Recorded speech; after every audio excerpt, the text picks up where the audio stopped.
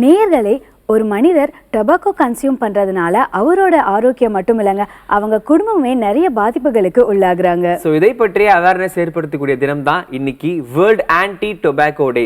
So இந்த இன்ஃபர்மேஷனோட நம்ம நிகழ்ச்சியை நம்ம ஆரம்பிக்க போகிறோம். ஸோ இது உங்களின் யுகம் கனெக்ட்.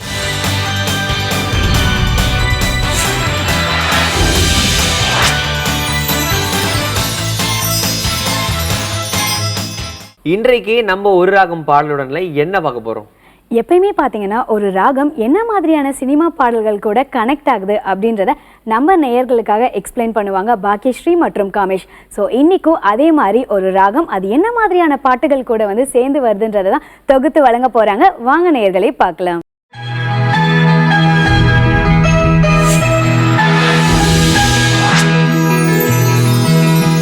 வணக்கம்.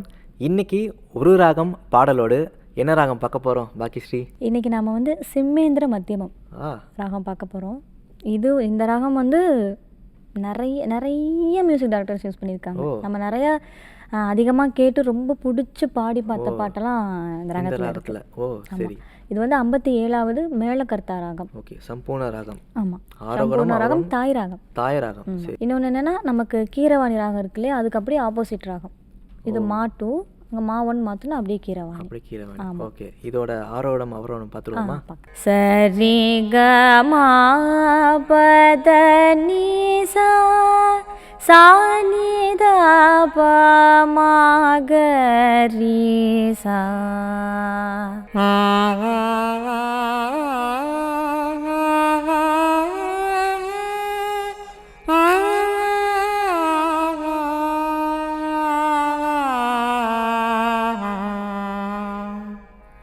ஆரம்பத்திலே நான் சொன்ன மாதிரி இது ஒரு சம்பூர்ண ராகம்.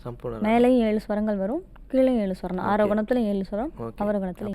இன்னொன்று இது ஒரு கருணை சுவை, காதல் சுவை, இந்த உணர்வெல்லாம் வெளிப்படுத்தக்கூடிய ராகம். அந்த மாதிரி ராகம். ஆமாம் அப்படின்னு சொல்கிறாங்க. ஸோ இந்த ராகத்தில் இருக்கிற ஏதாச்சும் கர்நாடிக் சாங் பார்க்கலாமா? இந்த பாடல் அதிகமாக நம்ம பரதநாட்டிய கலைஞருக்கு யூஸ் பண்ணுவாங்க. டான்ஸ் ஆடுறதுக்கு ரொம்ப உபயோகப்படுத்தியிருக்காங்க. சரி. சுதா ரகுநாதன் மேம் அதிகமாக நான் கேட்டிருக்கிறது அவங்க வாய்ஸில் தான். அந்த பாட்டு நிறைய டைம் கேட்டிருக்கேன். அசைந்தாடும் மயில் ஒன்று கண்டார், அசைந்தாடும் மயில் ஒன்று கண்டார், நம்மழகன் வந்தான் என்று என்பது போல் தோன்றும், அசைந்தாடும் மயில் ஒன்று கண்டா. அப்படியே இந்த பாட்டுக்கு ஏற்ற மாதிரி உங்கள் காஸ்டியூம்லாம் மயில் மாதிரிலாம் வச்சு ஆடுறதெல்லாம் இருக்கும். பார்க்கவே நல்லா இருக்கும், நமக்கு உள்ளே போன மாதிரி இருக்கும். அந்த பாடல் வரிகளுக்கு ஏற்ற மாதிரி அவங்க பண்ணியிருப்பாங்க காஸ்டியூம் எல்லாமே. நமக்கு ஏதோ நாடகம் பார்த்த ஃபீல் வரும் பண்ணுறது. இதோட பெனிஃபிட்ஸ் என்னென்னா, இப்போ நம்ம ஒரு மூட் ஸ்விங் சொல்கிறோம்ல, ஒரு நாள் கொஞ்சம் நார்மலாக இருப்போம், திடீர்னு பார்த்தா பழைய ஏதாச்சும் யோசிச்சுட்டு அந்த சோகத்தில் போயிடுவோம். ஸோ அந்த மாதிரி அந்த மூடை மாற்றாமல் இப்போ நம்ம ஒரு ஹாப்பி மூடில் இருக்கோம் அப்படின்னா அது இன்னும் கொஞ்சம் என்ஹான்ஸ் பண்ணுது. அது இன்னும் அதிகப்படுத்துது. நம்ம இப்போ ஹாப்பியாக இருக்கோம் அப்படின்னா அது இன்னும் அதிகப்படுத்தும். நம்ம எந்த மூடுக்கும் சேஞ்ச் ஆகாமல் அது அதிகப்படுத்துது அப்படின்னு சொல்கிறாங்க. அதே மாதிரி தூக்கத்தை கொஞ்சம் இம்ப்ரூவ் பண்ணுது. அந்த மாதிரிலாம் சில விஷயங்கள் எனக்கே ரொம்ப பிடிச்சிருந்துச்சு. நல்லா இருக்கே இது அப்படின்னு. இன்னொன்று, இந்த ராகம் ரொம்ப பழங்குடியினர் இருக்காங்க இல்லையா, அப்போவே இருந்து இந்த ராகம் பயன்படுத்தியிருக்காங்க. ரொம்ப பழமையான அப்படின்னு சொல்கிறாங்க.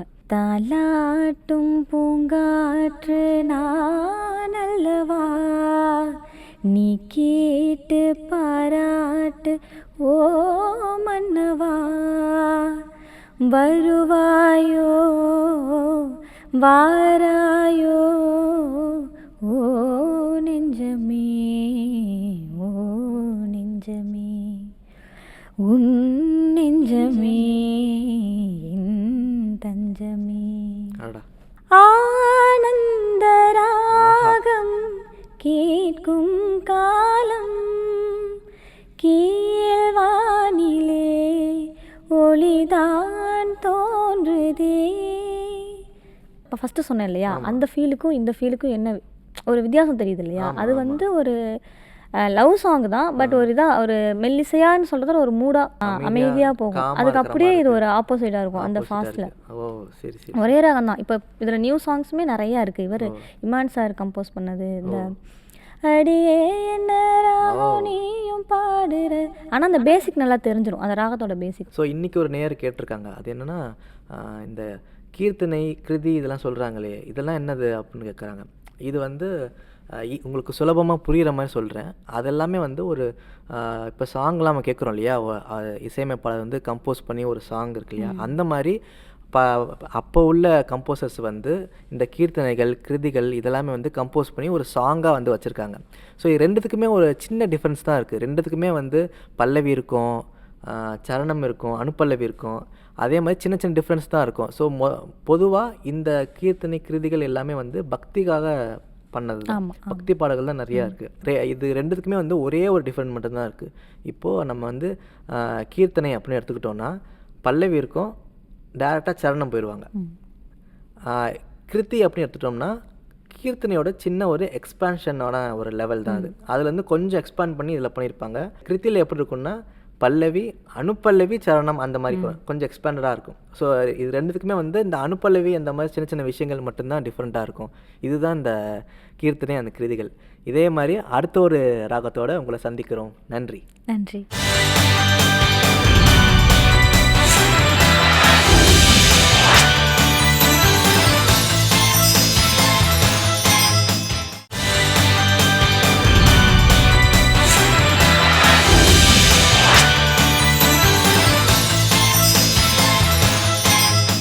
குயிக்கான ஈஸியான டேஸ்டியான ரெசிபீஸ்லாம் நம்ம தொடர்ந்து கிருத்திகாஸ் கிச்சனில் பார்த்து வந்துட்ருக்கோம். ஸோ இன்றைக்கும் டிஃப்ரெண்ட்டான ஈஸியான ரெசிபியோட கிருத்திகா ராதாகிருஷ்ணன் அவர்களை வெயிட் பண்ணிக்கிட்டு இருக்காங்க.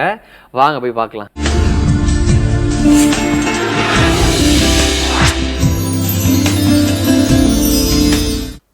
தினந்தோறும் ஒரு சுவை, நாவிற்கு நல்ல சுவை. புதுயுகம் நேயர்களுக்கு என்னோட பணிவான வணக்கங்கள். நான் உங்கள் கிருத்திகா ராதாகிருஷ்ணன். நம்மளால் வந்து உட்காந்து சுவைச்சு சாப்பிட்றதுக்கு நம்மளுக்கு நேரம் இல்லாமல் போகிற ஒரு சூழ்நிலை எல்லாருக்குமே ஒவ்வொரு ஸ்டேஜ்லேயும் வருது. ஸோ அப்படி இருக்கும்போது வந்து ஆனால் நம்ம நியூட்ரிஷியஸை சாப்பிடணும். Yes or no? Yes, double yes.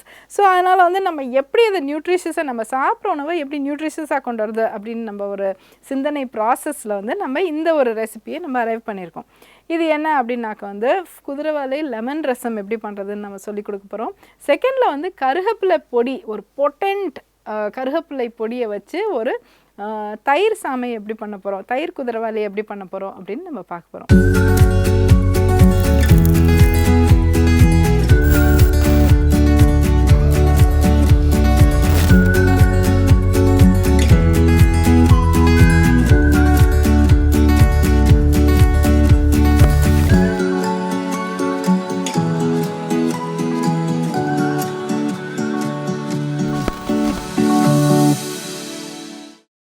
So ingredients என்னென்ன நோட் பண்ணிக்கோங்க நேர்களே. ரசம், பூண்டு, கொத்தமல்லி, லெமன். அடுத்த செக்ஷனுக்கு வந்து குதிரைவாலி, கருவேப்பிலை பொடி, தயிர். கொஞ்சமாக ஆயில் ஆட் பண்ணிவிட்டு கொஞ்சம் ஒரு ஃப்ரெஷ்னஸ்க்கு வீட்டில் இருக்கிற ரசமே தான், அதை இன்னும் கொஞ்சம் ஃப்ரெஷ்ஷாக நல்லா விறுவிறுப்பாக ஆக்கிறதுக்காக வந்து கொஞ்சோண்டு அடிஷ்னல் கொஞ்சம் பூண்டு எடுத்து நம்ம இதில் சாட்டே பண்ணிக்கலாம்.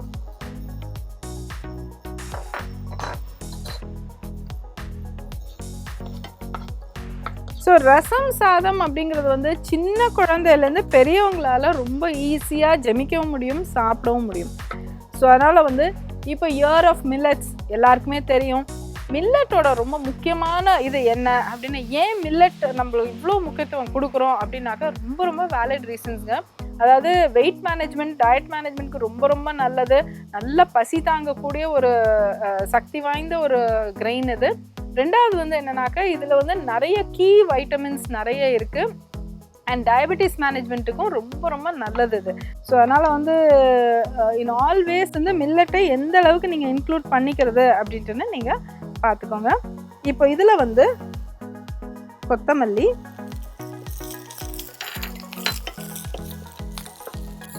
ஓகேயா. ஸோ நான் இங்கே வந்து செஞ்சு வச்ச ரசம் நான் இதில் ஆட் பண்ணிடுறேன்.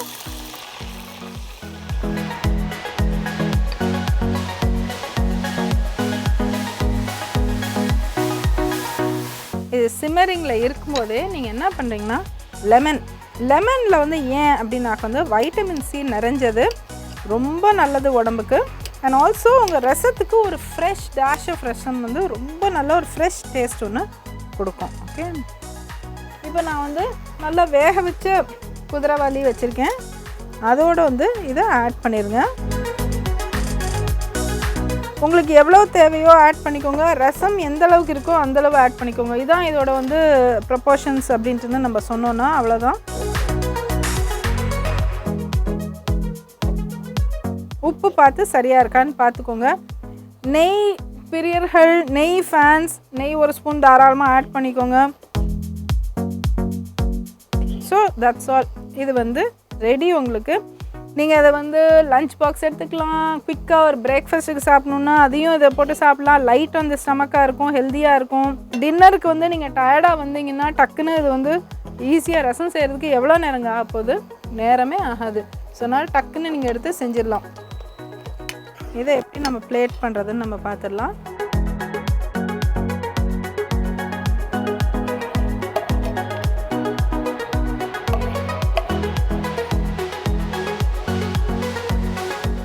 இதை எடுத்து நீங்கள் அழகாக நீங்கள் சாப்பிட்றலாம். டேஸ்ட் வேறு லெவல். ஓகே, ஸோ கட்டாயம் இது செஞ்சு பாருங்கள். இதை நெக்ஸ்ட் நம்ம ஐட்டம் வந்து இந்த கருகப்பில்லை பொடி அண்ட் தயிர். கருகப்பில்லை பொடி மாதிரி ஒரு பொட்டன்ட்டான ஒரு இன்க்ரீடியன்ட். கருகப்பில்லை சாப்பிட்டா முடி உதுறது குறையும், அதோட அயர்ன் கண்டென்ட் இருக்கிறதுனால அயர்ன் டெஃபிசிட் இல்லாமல், அனீமியா இல்லாமல் நம்மளை பாதுகாக்கும். ஸோ இந்த மாதிரி பல இதுகள் இருக்கிறதுனால வந்து இந்த கருகப்பில்லை பொடி ஏன் ஸ்டைலில் நான் பண்ணியிருக்கேன். இதில் நான் மைக்ரோவேவில் யூஸ் பண்ணிக்கிறேன். இன்னொரு நாள் இதோட ரெசிபி நான் உங்களுக்கு சொல்கிறேன். நான் கருகப்பில்லை லீஃபை வந்து மைக்ரோவேவில் வச்சு பண்ணிங்கன்னா ஜஸ்ட்டு மாய்ஸ்சர் மட்டும் போகும், ட்ரையாக உதிராக கரகரன்னு உங்களுக்கு கிறிஸ்பாயிரும். மிக்சியில் போட்டு உங்களோட ஃபேவரட் ஹர்ப்ஸ் போட்டு நீங்கள் அதை கிரைண்ட் பண்ணி எடுத்துக்கலாம் அதை. ஸோ இன்றைக்கி வந்து நான் இதில் வந்து எஸ்பெஷலி நான் வந்து ஸ்பைசஸ் என்னென்ன ஆட் பண்ணியிருக்கேன்னாக்க ஜீரகம், மிளகு, பெருங்காயம், உப்பு அண்ட் கருகப்பில்லை இதை போட்டு அப்படியே மிக்சியில் பிர்ன்னு ஒரு பிளிட்ஸ் பண்ணியிருக்கேன். அவ்வளோதான்.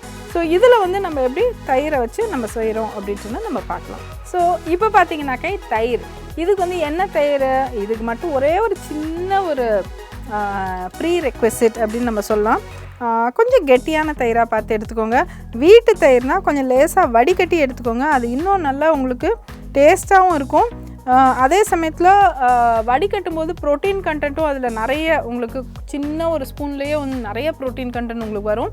மூணாவது அட்வான்டேஜ் என்னென்னா நீங்கள் பேக் பண்ணி எடுத்துகிட்டு போகிறதுக்கும் அது கொஞ்சம் நல்லா பெட்டராக இருக்கும். ரொம்ப கொலகொலான்னு இருக்கிற தயிர்னால் அது அப்படியே ரன்னியாக இல்லாமல் திக்காக இருக்கும். ஸோ அதுதான் இதுக்கு ஒரே ஒரு கண்டிஷன். ஸோ தயிர் எடுத்துட்டோம், நல்லா இப்படி ஒரு பீட்டர் வச்சுக்கோங்க, பீட் பண்ணிக்கலாம். அதை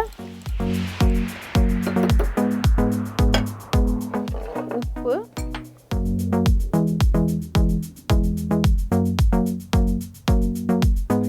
இந்த தயிர்லேயே இந்த கருகப்பில்லை பொடியை ஆட் பண்ணிக்கோங்க.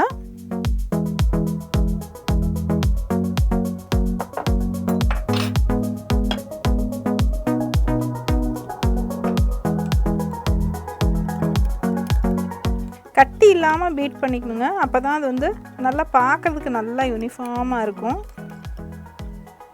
ஓகே, இப்போது இதோட வந்து நீங்கள் வேக வச்ச குதிரைவாலியை இதோட ஆட் பண்ணிக்கிறோம். அகெயின் எவ்வளோ வேணுமோ அவ்வளோ ஆட் பண்ணிக்கிறோம்.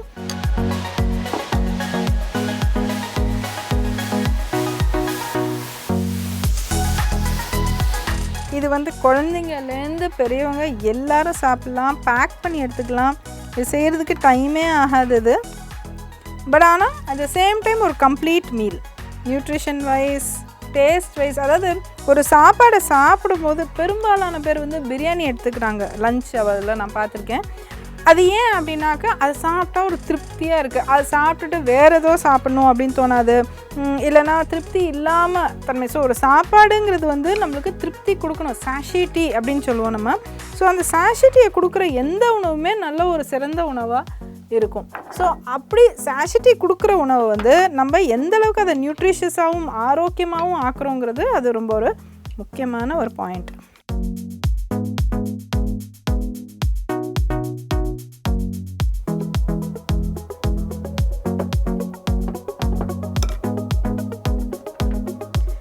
மேலே இன்னும் கொஞ்சம் நல்ல ஜெனரஸ் சர்விங் ஆஃப் கருவேப்பிலை பொடியை ஆட் பண்ணிடலாம்.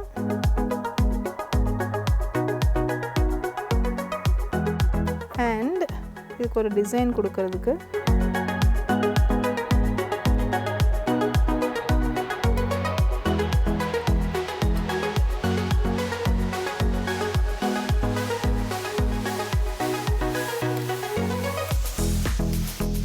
ஸோ இது வந்து உங்களோட கருவேப்பிலை பொடி தயிர் குதிரவாளி.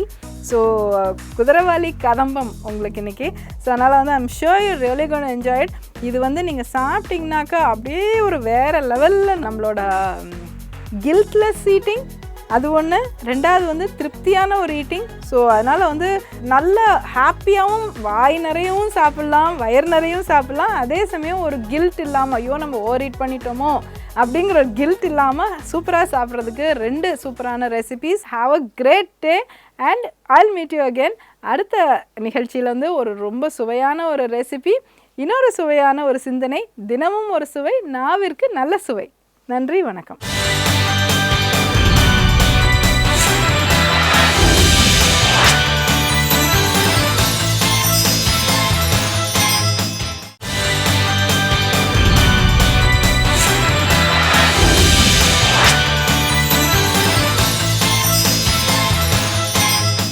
நம்ம இனியவை இன்றில் டாக்டர் உஷா நந்தினி அவர்கள் நிறைய காமனான ஹெல்த் இஷ்யூஸ்க்குலாம் வந்து ரெமெடிஸ் சொல்லிட்டு இருக்காங்க. ஸோ இன்னைக்கு எந்த மாதிரி ரெமெடிஸ்லாம் சொல்ல போகிறாங்க? ஸோ கண்டிப்பாக இன்றைக்கும் நம்ம நேயர்களுக்கு நிறைய பயனுள்ள தகவல்கள் தான் அவங்க ஷேர் பண்ணுவாங்க. ஸோ என்ன தகவல் அப்படின்றத வாங்க பார்க்கலாம்.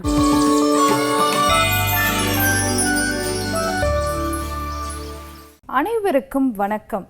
நான் doctor MS Usha Nandhini, Siddha physician, lotus women care hospitals, PCOS speciality centre, Saibaba colony, Coimbatore, KK Nagar, Chennai.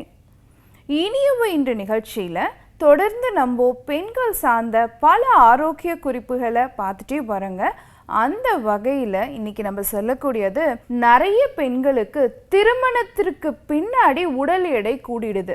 அது வரைக்கும் நான் ஸ்லிம்மாக தான் டாக்டர் இருந்தேன், மேரேஜுக்கு அப்புறம் குறிப்பாக ஒரு 3 to 6 monthsக்குள்ளேயே நான் நிறைய வெயிட் போட்டேன் அப்படின்னு பெண்கள் நிறைய பேர் சொல்கிறாங்க. ஸோ இது எதனால் இந்த கன்சர்ன் வந்திருக்கு அப்படின்னு பார்த்தீங்கன்னா, பிஃபோர் மேரேஜ் ரெகுலர் பீரியட்ஸ் இருக்கும், திருமணத்து ஆன உடனேயே இர்ரெகுலர் பீரியட்ஸ் ஆகிடும். ப்ரெக்னென்சிக்கு எக்ஸ்பெக்ட் பண்ணிகிட்டே இருப்பாங்க, ஆனால் அது வந்து தள்ளி போய்கிட்டே இருக்கும். ஸோ இதுக்கு ஒரு தீர்வாக இருக்கணும் அப்படிங்கிறதுக்கு தான் இந்த பதிவை நம்ம சொல்ல போகிறோம். ஸோ அப்போது எதனால் திருமணமான உடனே பெண்கள் உடல் எடை போடுறாங்க, அதற்கான தீர்வு என்ன? இப்போது திருமணம் ஆகிறதுக்கு கரெக்டாக ஒரு மாதம் 1.5 மாதம் முன்னாடியே அவங்க என்ன பண்ணுவாங்கன்னா, ஒரு பர்ச்சேஸ்னு ஒன்று இருக்கும். ஃபுட் டைமிங் ரொம்ப இர்ரிலவெண்ட்டாக மாற ஆரம்பிக்கும். இது ஒரு விஷயம். திருமணம் ஆன உடனேயே பார்த்தீங்க அப்படின்னு சொன்னால் விருந்து, வெளியே போகிறது, அவுட்டிங் நிறையா போகிறது, இந்த மாதிரி காரணத்தினாலையும் உடல் எடை கூட ஆரம்பிப்பாங்க. அடுத்து அது வரைக்கும் அவங்க சாப்பிட்ட நேரம், திருமணத்திற்கு முன்னாடி அவங்க வீட்டில், அம்மா வீட்டில், சில வீட்டில் வந்து கரெக்டான நேரத்துக்கு சாப்பாடு ஒரு 7 மணிக்குள்ளே கொடுத்து பழக்கியிருப்பாங்க. நம்ம ஹஸ்பண்ட் வீட்டுக்கு போனோன்னா அவங்க வீட்டில் எல்லாம் ஒன்றா வந்ததுக்கப்புறம் 10 மணிக்கு மேலே தான் நைட்டில் எல்லாம் சாப்பிடுவாங்க அப்படின்னு சொல்லுவாங்க. ஸோ மீல் டைமிங் மாறி இருக்கும். அதே மாதிரி சில அம்மா வீட்டில் வந்து பார்த்திங்கன்னா அவங்க வந்து வெஜிடேரியன் ஃபுட்டு மட்டுமே பழக்கப்படுத்தப்பட்டு இருப்பாங்க.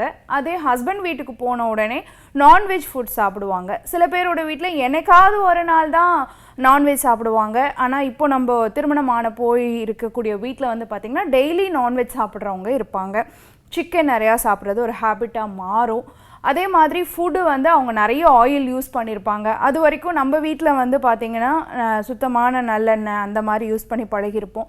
இப்போ நம்ம ஒரு வீட்டுக்கு மாறி போகும்பொழுது அங்கே ரிஃபைண்ட் ஆயில் யூஸ் பண்ணுவாங்க, கடலெண்ணெய் யூஸ் பண்ணுவாங்க, நெய் அதிகமாக பிரயோகிப்பாங்க. ஸோ இது எல்லாமே நம்ம ஃபுட் ஸ்டைலே, குக்கிங் ஸ்டைலே மாறுறதுனாலையும் நமக்கு வந்து திருமணத்திற்கு பிறகு வந்து ஈஸியாக வெயிட்டில் போட ஆரம்பிக்கும். அப்புறம் லேக் ஆஃப் எக்ஸசைஸ். நம்ம வீட்டில் இருக்கும்பொழுது நமக்குன்னு நேரம் ஒதுக்கி எல்லாம் செய்வோம், அங்கே போய் அந்த பழக்கம் இருக்கவே இருக்காது.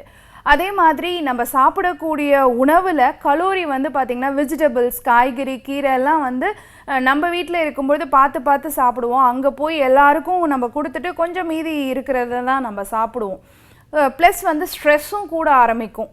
ஒரு வீட்டிலேருந்து இன்னொரு வீட்டுக்கு நம்ம மாறி இருக்கோம், என்விரான்மெண்ட் மாறிடுது. அந்த ஸ்ட்ரெஸ்ஸே நமக்கு ரொம்ப அதிகமாக இருக்கும். புது இடம், புது மனிதர்கள், பழக்க வழக்கம் இதெல்லாம். தூக்க நேரமும் பார்த்திங்கன்னா நம்ம வீட்டில் வந்து ஒரு 10-10:30க்கெலாம் தூங்குற பழக்கம் இருக்கும். அவங்க வீட்டில் வந்து தூங்குற நேரம் லேட் ஆகலாம். சில நேரங்களில் நமக்கே அந்த பழக்கம் வரும், 12-1 மணி வரைக்கும் மொபைல் பார்த்துட்டு பேசிட்டு அப்புறம் தூங்குறது அப்படி. ஸோ இந்த மாதிரி சின்ன சின்ன விஷயங்கள் தான் திருமணமான உடனேயே உடல் எடை கூடுறதுக்கான காரணங்களாக அமையுது. அப்போ இது வந்து நமக்கு ஒரு ஆரோக்கியமான விஷயமான்னு கேட்டிங்கன்னா, ஏன்னா இன்றைக்கி குழந்தையின்மை, திருமணமான உடனே குழந்தை பிறக்க மாட்டேங்குது அப்படிங்கிற ஸ்ட்ரெஸ்ஸுக்கு நிறைய பெண்கள் தள்ளப்படுறாங்க. ஸோ இதுக்கு மெயினான ஒரு விஷயம் உடல் எடை கூடுறது தான். இந்த காரணங்களையெல்லாம் நம்ம எப்படி வந்து மேனேஜ் பண்ணுறது? இந்த எடை கூடாமல் இருந்தால் நம்ம உடலும் ஆரோக்கியமாக இருக்கும். தேவையில்லாத பேச்சுகள் நம்ம காதில் வாங்கி ஸ்ட்ரெஸ்ஸு கூடி அதை தொடர்ந்து ஹார்மோனல் இம்பேலன்ஸ் ஆகி இர்ரெகுலர் பீரியட்ஸும் வராமல் இருக்கும். இப்போ என்னென்ன பண்ணலாம்? ஃபர்ஸ்ட் திங் வந்து உங்களுக்குன்னு ஒரு ஃபுட் ஸ்டைலை நீங்கள் வச்சுக்கணும். என்னதான் அவங்க வீட்டுக்கு போயிருந்தாலும் நம்ம வந்து ஃபுட் வந்து நான் ஹெல்த்தியாக தான் சாப்பிடுவேன் அப்படிங்கிற ஒரு விஷயத்தை நீங்கள் உருவாக்கணும்.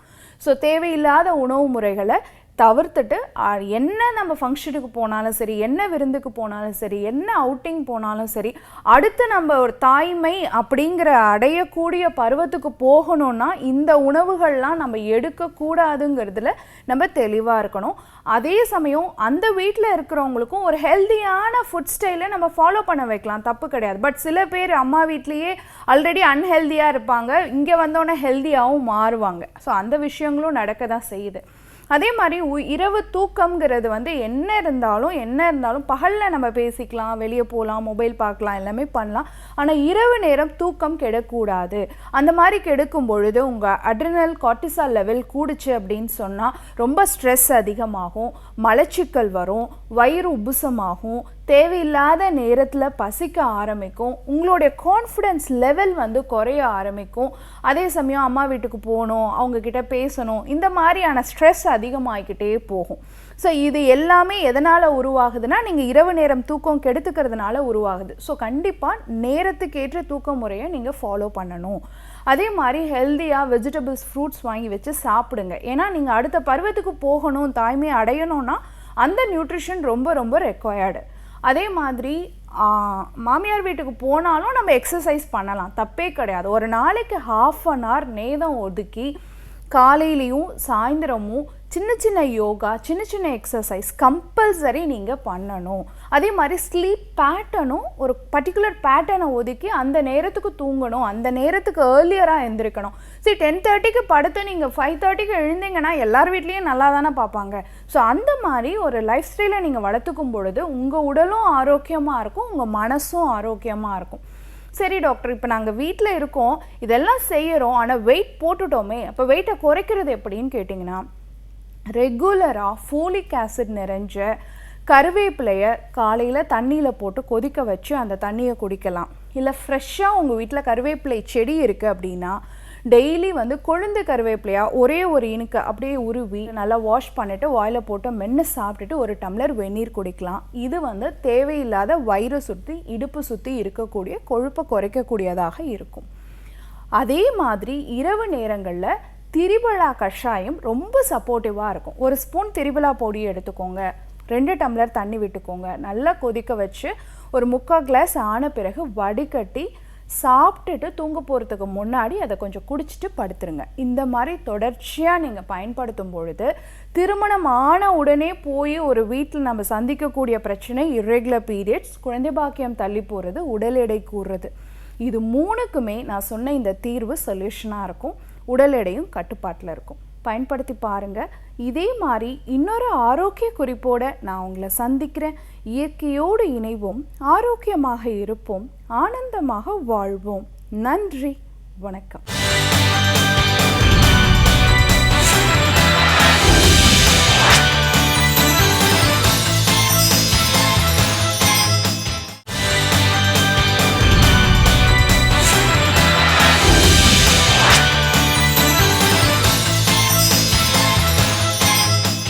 அறிவும் ஆரோக்கியம்ல நம்மளுடைய டாக்டர் ஜெயரூபா மேம் என்ன மாதிரியான ரெமெடி ஷேர் பண்ண போறாங்க? ஸோ இங்கே இருக்கிற நிறைய பேர் வந்து அதாவது லேட்டாக டைஜஸ்ட் ஆகக்கூடிய ஃபுட்டு சாப்பிட்றாங்க. ஒரு சில பேர் வந்து சீக்கிரமாக டைஜஸ்ட் ஆகக்கூடிய ஃபுட்லாம் சாப்பிட்றாங்க.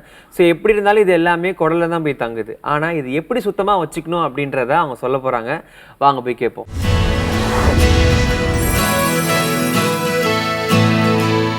காலை வணக்கம். நான் ஸ்ரீவர்மா மருத்துவமனையிலிருந்து மருத்துவர் ஜெயரூபா. இந்த நாள் இனிய நாளாக அமைய என்னுடைய மனமார்ந்த வாழ்த்துக்களும் பிரார்த்தனைகளும். இன்றைக்கி குடலை சுத்தம் செய்யக்கூடிய ஒரு டீடாக்ஸ் ட்ரிங்க் எப்படி தயாரிக்கிறது அப்படிங்கிறத நம்ம பார்க்க இருக்கிறோம். அது மட்டும் இல்லாமல் டீடாக்ஸ் நமக்கு எப்பெல்லாம் தேவை, ஒருத்தரோட குடல் வந்து ப்ராப்பராக இல்லை அப்படின்னா என்னென்னலாம் அறிகுறிகள் இருக்கும், இதுக்கு என்னெல்லாம் உணவுகள் வந்து எடுத்துக்கலாம், அதையும் நம்ம இன்றைக்கி பார்க்க இருக்கிறோம். ஒருத்தருக்கு குடல் வந்து சரியாக இல்லை, சுத்தமாக இல்லை அப்படின்னா அதற்குரிய அறிகுறிகள் வந்து இருக்கும். யூஸ்வலாக நம்மளுடைய குடல் வந்து தன்னைத்தானே வந்து சுத்தம் செய்து கொள்ளக்கூடிய ஒரு இயல்புடையது தான். ஆனாலும் கூட தொடர்ந்து வளர்சிதை மாற்ற கழிவுகள் வந்து நம்ம உடம்புல தங்கும் பொழுது அது வந்து நமக்கு சில வகையான அறிகுறிகளை வந்து காமிக்கும். இந்த அறிகுறிகள் தான் நம்ம வந்து குடலை சுத்தம் செய்ய வேணும் அப்படிங்கிறதுக்கான சில சிம்டம்ஸ். அது என்னென்ன சிம்டம்ஸ் அப்படின்னு பார்த்தீங்கன்னா, முதல் சிம்டம்ஸ் நமக்கு கொஞ்சம் சாப்பிட்டாலும் வயிறு உப்புசமாடும், அடிக்கடி வந்து ஏப்பம் வரக்கூடிய நேச்சரோ, இல்லை வந்து நிறைய வந்து நமக்கு கேஸ் ஃபார்ம் ஆகக்கூடிய ஒரு நேச்சரோ, ஒரு சில குறிப்பிட்ட உணவுகள் மேலே மட்டும் அதிகப்படியான விருப்பம், இந்த மாதிரி வந்து இருக்கும். ஒரு சிலருக்கு அந்த வயிற்று வலியோ இல்லை வந்து காலையில் எழுந்த உடனே அதிகப்படியான ஒரு பசியோ வந்து இருக்கலாம். இது எல்லாமே நம்ம குடலில் இருக்கக்கூடிய அந்த பாக்டீரியங்கள் வந்து சமநிலையில் இல்லை அப்படிங்கிறதுக்கான அறிகுறிகள். ரெண்டாவது, உங்களுடைய உடல் எடை வந்து தொடர்ந்து கூடிக்கிட்டே இருக்கும். நீங்கள் குறைக்கணும்னு சொல்லி என்ன தான் டயட் பண்ணாலும் கூட கொஞ்சம் தான் குறையும். நீங்கள் அந்த டயட்டை விட்டுட்டிங்கன்னா உடனடியாக வந்து உங்களுக்கு டபுள் த அமௌண்ட் வந்து உங்களுக்கு வெயிட் வந்து இன்க்ரீஸ் ஆகும். அதாவது உடல் எடையை குறைக்கிறதுல வந்து ரொம்பவே சிரமமான ஒரு விஷயமா இருக்கும். மூன்றாவதாக, உங்களுக்கு நல்ல இரவு தூக்கம் வந்து இருக்காது. ஸோ நைட்டில் வந்து நீங்கள் தூங்குனீங்க அப்படின்னா இடையில விழிக்கக்கூடிய ஒரு நேச்சரோ, இல்லை தூக்கத்தை தொடங்குறது ஒரு சிரமமானதோ, இல்லை தூங்கி காலையில் எழுந்த உடனே ஒரு ஃப்ரெஷ்ஷான ஒரு நிலை வந்து இருக்காது. நான்காவதாக, எப்போவுமே டயர்டாக வந்து நீங்கள் ஃபீல் பண்ணுவீங்க. எந்த ஒரு வேலையுமே செஞ்சுருக்க மாட்டீங்க, ஆனாலும் வந்து ரொம்ப டயர்டாக வந்து நீங்கள் ஃபீல் பண்ணுவீங்க. ஐந்தாவதாக, நீங்கள் வந்து எமோஷ்னலாக ஒரு ஹெல்த்தியாக இருக்க மாட்டீங்க. ஸோ ஒரு வேலையை செய்யணுங்கிற ஒரு விருப்பமோ, ஒரு சந்தோஷமான ஒரு மனநிலையோ வந்து உங்களுக்கு இருக்காது. எப்போவுமே வந்து ஒரு டிப்ரெஸ்டாவோ இல்லை நிறைய நெகட்டிவ் தாட்ஸோடையோ வந்து இருப்பீங்க. அடுத்ததாக வந்து நிறைய கிரேவிங்ஸ் இருக்கும். ஸோ ஒரு சில உணவுப் பொருட்களை வந்து இனிப்பான உணவுப் பொருட்களை சாப்பிடணும், எண்ணெயில் பொரிச்ச உணவுகளை வந்து சாப்பிடணும், உப்பு சேர்ந்த உணவுப் பொருட்களை வந்து சாப்பிடணும், சாக்லேட் சாப்பிடணும், இந்த மாதிரியான கிரேவிங்ஸ் வந்து உங்களுக்கு நிறையா இருக்கும். அதே மாதிரி கடைசியாக ஒரு சில ஆட்டோ இம்யூன் டிசார்டரும் உங்களுக்கு இருக்கலாம். தைராய்டு மாதிரியான பிரச்சனையோ, ரொமட்டாய்டு மாதிரியான பிரச்சனைகளோ, இல்லை வந்து உடலில் ஒரு லோ கிரேட் இன்ஃப்ளமேஷன் இருக்கிற மாதிரியான விஷயங்களும் இருக்கலாம். ஸோ இந்த 7 விஷயங்களும் இருந்தது அப்படின்னா கண்டிப்பாக நீங்கள் வந்து கட்டை வந்து டீடாக்ஸ் பண்ணணும். ஸோ இந்த கட்டை டீடாக்ஸ் பண்ணலை அப்படின்னா அது வந்து சர்க்கரை வியாதி உண்டாகிறதுக்கு, ரத்த அழுத்தம் உண்டாகிறதுக்கு, செரிமான கோளாறுகள் தொடர்ந்து இருந்து அது உடம்புல வந்து வாதத்தோட தன்மையை அதிகப்படுத்துறதுக்கு, மூட்டு வலி உண்டாகிறதுக்கோ, இல்லை பேக் பெயினோ நெக் பெயினோ ஏதாவது ஒரு வலியை உருவாக்குறதுக்கும், ஈவன் மைக்ரைன் மாதிரியான தலைவலி, நரம்பு சம்பந்தமான பிரச்சனைகள், கேன்சர் வரைக்கும் வர்றதுக்கு இந்த கட் பாக்டீரியாஸ் வந்து இம்பேலன்ஸ்டாக இருக்கிறது ஒரு முக்கியமான காரணமாக சமீபத்திய ஆராய்ச்சியையும் வந்து சொல்லுது. ஆனால் நம்மளுடைய முன்னோர்கள் வந்து என்ன சொல்லியிருக்காங்க அப்படின்னா, ஒவ்வொரு 4 மாதத்துக்கு ஒரு முறையும் நீங்கள் கண்டிப்பாக பேதிக்கு மருந்து எடுத்துக்கணும் அப்படிங்கிறத வந்து சொல்லியிருக்காங்க. ஸோ நம்ம கண்டிப்பாக அந்த ஒரு 4 மாதத்துக்கு ஒரு தடவை பேதிக்கு மருந்து எடுத்துக்கிறது நல்லது. அதே மாதிரி வாரத்தில் ஒரு முறை நம்ம வந்து இந்த கட் டீடாக்ஸ் ஜூஸையும் வந்து எடுத்துக்கலாம். ஏன்னா இந்த கட் டீடாக்ஸ் ஜூஸில் வந்து ப்ரீபயாட்டிக் வந்து அதிகமாக இருக்குது. ஸோ ப்ரீபயாட்டிக்னால் என்னென்னா, நம்ம குடலில் இருக்கக்கூடிய பாக்டீரியங்களை வந்து நல்லா வளர வைக்கிறது, அதற்கான ஒரு உணவுப் பொருளாக அமையக்கூடிய விஷயங்களை வந்து நம்ம ப்ரீபயாட்டிக்னு சொல்லுவோம். இந்த ப்ரீபயாட்டிக்கில் வந்து பீட்ரூட், இஞ்சி, அதே மாதிரி வந்து மிளகு, மஞ்சள், இது எல்லாமே வந்து நல்ல ஃபைபர் கண்டென்ட் இருக்குது. அது மட்டும் இல்லாமல் நம்ம கட் பாக்டீரியாஸை வந்து பேலன்ஸ்டாக வைக்கிறதுக்கு அதற்கேற்ற மாதிரியான உணவுப் பொருளை வந்து கொடுக்கக்கூடியது. இதே மாதிரி நீங்கள் கார்லிக்கும் எடுத்துக்கலாம். அதாவது பூண்டு எடுத்துக்கும் பொழுதும் வந்து கட் பாக்டீரியாஸ்க்கு வந்து அது ஒரு நல்ல உணவுப் பொருளாக இருக்கும். இதே மாதிரி தான் நம்ம ப்ரோபயாட்டிக் உணவுப் பொருட்களையும் பரிந்துரை பண்ணுவோம். அதில் வந்து முக்கியமானது மோர். ஸோ மோர் வந்து டைரெக்டாக நம்ம அந்த ப்ரோபயாட்டிக்கை வந்து நம்ம, அதாவது அந்த பாக்டீரியாஸை வந்து நம்ம குடலுக்குள்ளே வந்து கொண்டு வர்றது. நம்ம சாப்பிடக்கூடிய இந்த கட் டீடாக்ஸ் ஜூஸ் வந்து ப்ரீபயாட்டிக்காக நமக்கு வந்து செயல்படும். இது வந்து கட்டை டீடாக்ஸ் பண்ணுறதுக்கு வாரத்தில் ஒரு முறை எடுத்துக்கும் பொழுது உடல் எடையை வந்து நம்ம குறைச்சிக்கலாம். ஸோ உங்களுக்கு செரிமான கோளாறுகளோ, வயிற்றில் வந்து நிறைய கேஸ் ஃபார்ம் ஆகுது அப்படின்னா அதையும் வந்து நீங்கள் குறைச்சிக்கலாம். இன்னும் நிறைய இதனால் வந்து நன்மைகள் வந்து உண்டாகும். ஸோ கண்டிப்பாக இந்த டீடாக்ஸை வந்து நீங்கள் பயன்படுத்தி பாருங்கள். முதல்ல இந்த டீடாக்ஸ் ஜூஸ் எப்படி செய்யணும் நம்ம பார்க்கலாம். இன்றைக்கி குடலை சுத்தம் செய்யக்கூடிய ஒரு டீடாக்ஸ் ஜூஸ் எப்படி செய்யணும் நம்ம பார்க்கலாம். இந்த ஜூஸ் எதுக்கு தேவையான பொருட்கள்ங்கிறத பார்த்துடலாம். பீட்ரூட் ஒரு அரை பீட்ரூட் வச்சுக்கலாம். ஒரு சின்ன துண்டளவுக்கு இஞ்சி, ஒரு 10 மிளகு, ஒரு பிஞ்ச் அளவுக்கு மஞ்சள் தூள், ஒரு அரை எலுமிச்சை. இந்த ஜூஸ் வந்து இப்போ நம்ம தயாரிக்கலாம்.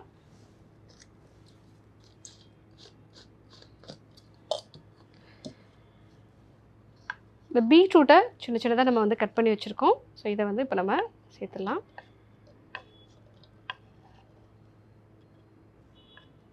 இது கூட ஒரு சின்ன துண்டளவுக்கு இஞ்சி, ஒரு 10 மிளகு பக்கம் வந்து நம்ம சேர்த்துக்கலாம். இது கூட ஒரு பிஞ்ச் அளவுக்கு மஞ்சள் தூள், அரை எலுமிச்சையோட சாறு,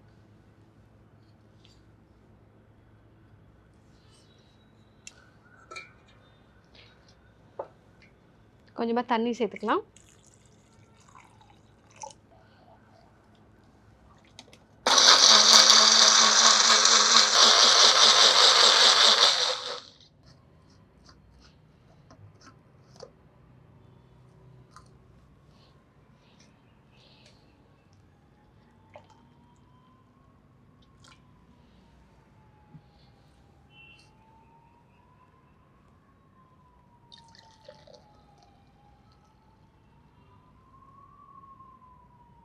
இந்த ஜூஸை வாரத்தில் ஒரு நாள் நம்ம எடுத்துக்கும் போது நம்ம குடலை சுத்தம் செய்யும். ஸோ கண்டிப்பாக இந்த ஜூஸை ட்ரை பண்ணி பாருங்கள். இந்த கட் டீடாக்ஸ் ஜூஸை வந்து நீங்கள் வாரத்தில் ஒரு நாள் எடுத்துக்கும் பொழுது உங்களுக்கு செரிமான கோளாறுகள் வந்து சரியாகும். அதே மாதிரி உங்கள் உடல் எடையும் கொஞ்சம் கொஞ்சமாக வந்து குறைய ஆரம்பிக்கும். எமோஷ்னலாகவும் நீங்கள் ஹெல்த்தியான ஒரு பர்சனாக வந்து இருப்பீங்க. நல்ல சுறுசுறுப்பான ஒரு நபராக வந்து இருப்பீங்க. இந்த கிரேவிங்ஸ் எல்லாம் உங்களுக்கு மறைஞ்சு போயிடும். ஸோ டோட்டலாக நீங்கள் ஒரு ஹெல்த்தியான பர்சனாக வந்து மாறி இருப்பீங்க. ஸோ கண்டிப்பாக வாரத்தில் ஒரு நாள் இந்த ஜூஸ் வந்து எடுத்துக்கோங்க. இது வந்து உங்கள் கட் பாக்டீரியாஸ்க்கு ஒரு நல்ல ப்ரீபயாட்டிக் உணவாக வந்து இருக்கிறதுனால நீங்கள் ஒரு ஹெல்த்தியான பர்சனாக வந்து மாறுவீங்க. ஸோ கண்டிப்பாக இந்த டீடாக்ஸ் ஜூஸ் ட்ரை பண்ணி பாருங்கள். மீண்டும் இதே போன்று ஒரு நல்ல தகவலோடு உங்களை சந்திக்கிறேன். நன்றி, வணக்கம்.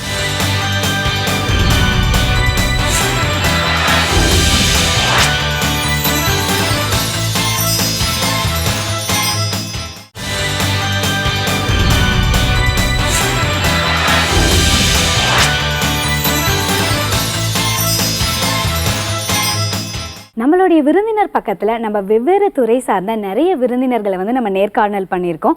ஸோ இன்னைக்கு அப்படி யாரை வந்து நம்ம இன்வைட் பண்ணியிருக்கோம்? பொதுவாக பார்த்தீங்கன்னா ஜோதிடர் துறையில் வந்து ஆண்கள் பெரும்பாலும் மேலோங்கி இருப்பாங்க இல்லைங்களா? ஸோ இதில் இன்னைக்கு என்ன ஸ்பெஷாலிட்டி அப்படின்னு பார்த்தீங்கன்னா, ஒரு பெண் எப்படி அந்த துறையில் வந்து பயங்கர சக்ஸஸ்ஃபுல்லாக இருக்காங்க அப்படின்றத நம்ம பார்க்க போகிறோம். ஸோ அதான் இன்னைக்கு பயங்கரமான ஸ்பெஷலாக இருக்க போது. ஸோ வாங்க போய் பார்க்கலாம்.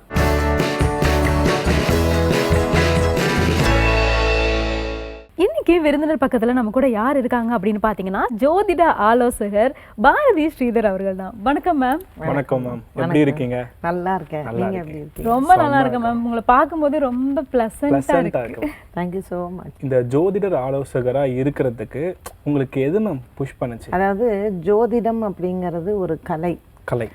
ஸோ நீ வந்து ஒரு சார்ட்ல கிரகத்தெல்லாம் போடும்போது it is science. Okay, and when you predict it is an art. நம்ம அதை எப்படி சொல்கிறோம் அப்படிங்கிறது இருக்குது. ஸோ ஒரு ஜோதிடர்கிட்ட போகும்போது ஐயோ கெட்டது சொல்லிடுவாங்க, அவங்க வந்து பயமுடுத்திடுவாங்க அப்படிங்கிறத பொதுவாக மக்களுக்கு இருக்கக்கூடிய ஒரு மனசில். அதனால் நான் வந்து எங்கேயாவது போய் நான் ஒரு அஸ்ட்ராலஜர் அப்படின்னா ஐயோ ஜோதிடர்னாலே எனக்கு பயம் அப்படி தான் சொல்லுவாங்க. ஸோ அதனால் நான் என்ன பண்ணேன், நான் அடுத்தவங்கள பயமுடுத்துகிற ஒரு ஃபிகராக இருக்கக்கூடாதுன்னு நினச்சேன். ஒன்று. ரெண்டாவது, ஜோதிடர்கள் வந்து ஒரு பார்ப்பாங்க, பரிகாரம் சொல்லுவாங்க, அதோட சரி. சில லேடிஸ் எல்லாம் வந்து சொல்லுவாங்க, என் ஹஸ்பண்ட் எப்போ பாரு குடிக்கிறாரு, அடிச்சுக்கிட்டே இருக்காரு, நான் விட்டுட்டு போயிடலான் இருக்கேன், இல்லை அவரை மாற்றுறதுக்கு என்ன பண்ணுறதுன்னு வந்து கேட்பாங்க. நான் சொல்லுவேன், மாற மாட்டாங்க. இதுக்கு நீ ஒரு பரிகாரம் தேடாத. You don't waste your time on that. இவங்க இப்படி தான் இருப்பாங்கன்னா நாம் எப்படி அதை மாறிக்கலான்னு. எங்கள் வீட்டுக்காரர் வந்து கோயிலுக்கே வரமாட்டார், அவர் தண்ணியை போட்டுட்டு போயிடுவார், இல்லை பசங்களை அடிப்பார், காசு தர மாட்டார். ஸோ இப்படி தான் ப்ராப்ளம்ஸ்க்கு வருவாங்க. அப்படி வர்றவங்கள்ட்ட ஒரு மாறாத ஒருத்தனுக்கு நீ கோயிலில் போய் சுற்றுன்னு சொல்கிறது முட்டாள்தனம்னு நான் நினப்பேன். ஸோ நம்ம வந்து என்ன கவுன்சில் பண்ணணும்னா, உன் தலையெழுத்து இப்படி தான் இருக்கும், உன்னோட ஜாதக கட்டத்தில் கிரகங்கள் அப்படி இருக்குன்னா உன் டெஸ்டினி அதுதான், நீ யாரை கட்டினாலும் அதுதான். அதனால் நீ எப்படி முன்னுக்கு வரலான்னு பாரு. நீ போய் பூ வியாபாரம் பண்ணு, பழ வியாபாரம் பண்ணு, பசங்களை படிக்கவே. ஸோ நீ ஒரு குழந்தைங்களுக்கு வந்து இப்படி இருக்கக்கூடாது அப்படிங்கிறதுக்கு சொல்லிக் கொடு. ஸோ அந்த கான்ஃபிடென்ஸ் பில்டப் பண்ணுறதுக்கு நீ துர்கையை போய் சுற்றிட்டு வா, ஆஞ்சநேயரை போய் சுற்றிட்டு வா, நரசிம்மரை போய் சுற்றிட்டு வா. அப்போது ஒரு தெய்வங்களையும் நம்ம வந்து என்ன விஷயத்திற்காக வணங்கணும்னு இருக்குது. வேதங்கள் அதான் சொல்லுது. அப்போ வேதத்தினுடைய ஒரு அங்கத்தில் ஜோதிடத்தில் சொல்லப்பட்டு இருக்கிற விஷயமே மனிதன்னா கஷ்டப்படணும். அந்த கஷ்டத்துக்கு என்னென்ன தெய்வங்களை நீ துணை நிறுத்திக்கிற. ஸோ இந்த தெய்வத்தை வணங்கினால் இது வரும் அப்படிங்கிறது. ஆரம்பத்தில் சொன்ன மாதிரியே ஆண்கள் தான் அதிகம். நிறைய ஜோதிடர்கள் வந்து நம்ம ஆண்களை தான் பார்க்குறோம். இந்த ஃபீல்டில் நீங்கள் ஒரு பெண்ணாக எப்படி மேம் இவ்வளோ தூரம் ட்ராவல் பண்ணுறீங்க? ஆண்கள் ஆதிக்கம் செலுத்தக்கூடிய ஒரு ஜோதிடத்துறையில் கிட்டத்தட்ட மீடியாலேயே நான் 12 வருஷம் இருக்கேன். சரிங்களா? அண்ட் ஒரே மாதிரியான ஒரு ஸ்டாண்டை ஃபாலோ பண்ணுறேன். அண்ட் எனக்கு நான் இது வரைக்கும் நான் அட்வர்டைஸ் பண்ணதே கிடையாது. நான் வந்து ஒரு விளம்பரப்படுத்தி நான் என்கிட்ட வாங்கன்னு நான் சொன்னதே கிடையாது. ஸோ ஒரு த்ரூ அவுட்டாக நம்ம கன்சிஸ்டண்ட்டாக ஒர்க் பண்ணுறோம். எப்போவுமே நம்ம லைஃப்பில் முன்னுக்கு வரணும்னு வச்சுக்கோங்களேன். நம்ம எப்படி அசிங்கப்பட்டோம், நம்மளை எத்தனை ஆம்பளைங்க அவமானப்படுத்தினாங்க, அது வந்து திரும்ப திரும்ப நமக்கு வரும், ரீவைண்ட் ஆகும்.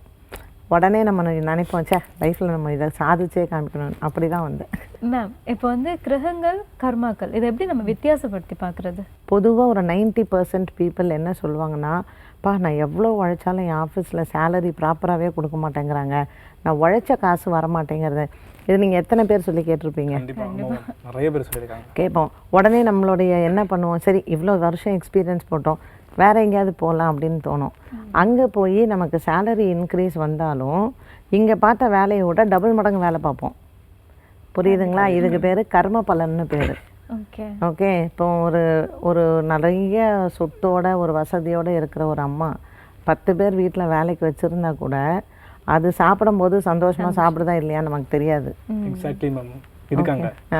இதுக்கு பேர் கர்ம பலன். உன் கர்மா என்னவோ நீ அனுபவிக்கணும். அதுக்கு நீ வந்து கிரகங்கள்லாம் மாறுமா. இப்போ என்கிட்ட நிறைய பேர் கேட்டிருக்காங்க, மேடம் நீங்கள் சொன்ன பரிகாரம்லாம் நான் பண்ணிட்டேன், நீங்கள் சொன்ன கோவில்லாம் நான் போயிட்டு வந்துட்டேன், ஜாதகத்தில் அந்த கிரகம்லாம் மாறிடுமா அப்படின்னு கேட்பாங்க. அது எப்படி மாறும்? நீ பிறப்பில் என்ன இருக்கோ இறப்பு வரைக்கும் அதுதான். ஸோ நீ எதுக்காக பரிகாரங்கள் பண்ணுற, இல்லை உன் கர்ம பலனுக்கு என்ன பண்ணணுங்கிறத தெரிஞ்சுக்கிட்டா தான் ஃபஸ்ட்டு உங்களுக்கு ஜோதிடமே புரியும். ஸோ எனக்கு கஷ்டம் இருக்கா, சரி நான் ஒரு ஜோசியர்கிட்ட போகிறேன், எனக்கு போன அன்றைக்கே எனக்கு லக்கு வரணும் அப்படின்னு நினச்சா அது முட்டாள்தான். இந்த லக்கு அதிர்ஷ்டம் இதெல்லாம் வந்து நம்ம பண்ணுற விஷயங்களையும் பொறுத்து இருக்குது. வெறும் ஜோதிடத்தை மட்டுமே நம்பி வளர்க்கக்கூடாது. கடவுளோட பேரில் வந்துட்டு நிறைய பேர் வந்து இருக்காங்க. ஸோ அதை பற்றி எப்படி மேம், இதுலேருந்து எப்படி மேம் வேறுபடுது? கடவுள் பேரை சொல்லியே இதுலேருந்து நிறைய பேர் காசு சம்பாதிக்கிறாங்க. அதுக்கும் இதுக்கும் என்ன ma'am related? You are meaning to say ஜோதிடத்தை எப்படி வியாபாரப்படுத்துகிறாங்க, கமர்ஷியலாக என்ன பண்ணுறாங்கன்னு. எல்லா துறைகள்லேயுமே அது இருக்குது. நீங்கள் வந்து ஒரு ஸ்கூல் எடுத்துக்கோங்க, ஒரு ஹாஸ்பிட்டல் எடுத்துக்கோங்க, இல்லை ஒரு அட்வொகேட் எடுத்துக்கோங்க. So there are plus and minus. ஓகேங்களா? ஸோ நம்ம என்ன பார்க்கணும் அப்படின்னா, ஜோதிடம்னா என்னென்னா அது ஒரு வேதம். நமக்கு என்ன வாழ்க்கையில் அது எப்படி இருக்கணுங்கிறத சொல்லித்தரக்கூடிய ஒன்று. யாராக இருந்தாலும் கர்மாவிலேருந்து தப்பிக்க முடியாது அப்படிங்கிறதான் நம்ம வந்து அதை உதாரணப்படுத்தி சொல்லணும். அப்படின்னு பார்த்தீங்கன்னா, ராமாயணம் எடுத்துக்கோங்க, மகாபாரதம் எடுத்துக்கோங்க. ரெண்டுமே ராமரும் சரி கிருஷ்ணரும் சரி தெய்வங்கள் மனித அவதாரம் எடுத்தது. ஸோ ரெண்டு யுகத்தில் நம்ம 2 இதிகாசங்கள் பார்த்தோம். ராமர் தெய்வ பிறவி எடுத்தும் கூட எவ்வளவோ கஷ்டங்களை அவர் அனுபவித்தார். அது அவர் கர்ம பலன். அவருக்கு ஏற்பட்ட சாபம், அவருடைய அப்பா தசரதனுக்கு வந்த சாபம். ஸோ இது எல்லாமே வந்து ஒரு பாவம் நீ பண்ணால் அந்த பாபத்துக்கான சாபத்தை நீ அனுபவித்து தீரணும். ஸோ நம்ம பண்ணுற கர்மா, நீ செயல் தானே கர்மான்னு சொல்கிறோம். ஸோ நான் பண்ணுற கர்மா வந்து அந்த செயல் வந்து பாவம். அந்த பாவம் வந்து ஒரு சாபமாக மாறும்பொழுது அது வந்து ஜாதகத்தில் தோஷமாக இருக்கும். அப்போ நம்ம என்ன பண்ணுறோமோ அதுதான் தோஷமாக போய் உட்காரும். இப்போ நம்ம ஒரு சர்ப்பத்தை அடிக்கிறோம், அது சர்ப்ப தோஷம்னு சொல்கிறோம். அப்போ நீ செய்கிற கர்மா அது பாபமாகி அந்த சாபத்தோடைய தோஷம்தான் ஜாதகம்.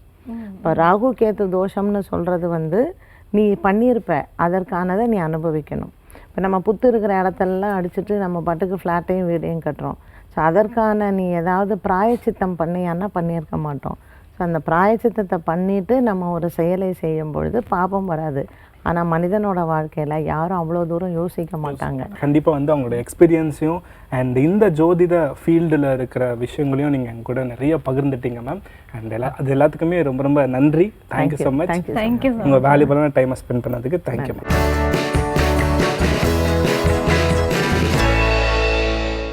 வாவ், எவ்வளோ இன்ஸ்பைரிங்காக இருந்தது இல்லையா இவங்களுடைய லைஃப் ஜேர்னி. ஸோ இதே மாதிரி இன்ஸ்பைரிங்கான நிறைய விஷயங்களோட நாங்கள் வந்து அடுத்த எபிசோட் வந்து சந்திக்கிறோம். Until then start bye bye from Jai and இந்த பக்கம் ஆஷிகா. ஸோ நீங்கள் பார்த்துட்டு இருக்கிறது யூகம் கனெக்ட்.